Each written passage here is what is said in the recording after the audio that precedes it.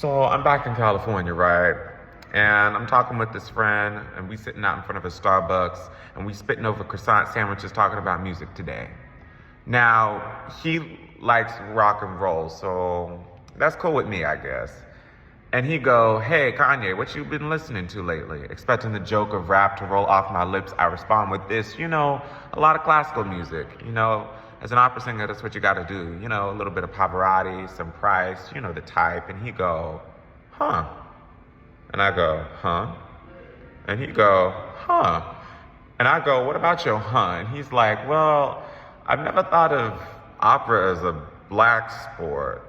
And I go, "Oh, what's a black sport to you?" And he go, "Basketball, the way all them niggas be fighting over that sphere of orange lined in black, always trying to shoot for their shot of heaven, a slice of glory, of fame." And I'm like, "Go on." And he like, "Yeah, and the way that you niggas be shooting each other in the streets, always falling off your feet, seem mad competitive to me." And I'm like, "You think this is black?"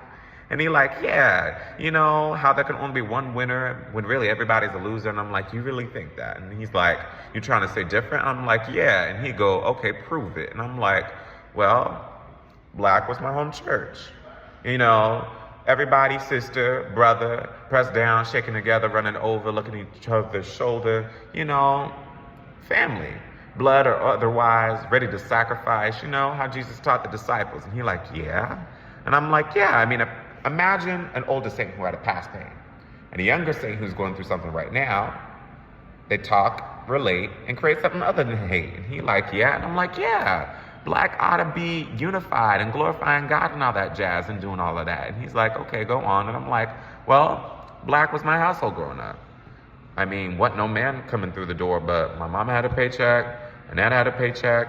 All them women had education, and because of this, I was raised by a clan of women who are God-fearing, independent, strong, and secure. And because of this, I am who I am." And he go, "Huh?" And I'm like, "Yeah, black is like this old picture that my tia Mona has of all these free Negroes in 1800s Louisiana outside and just high to the nines, all them kids running around in the grass." And he's like, "Yeah?" And I'm like, "Yeah, all that and bubbling with joy. Black ought to always have a spotlight on it. Always got to be glimmering and shimmering and shining and bright. Black ought to be miraculous." And he go, "Okay, then prove it." And I go, "Well, what you think of me?"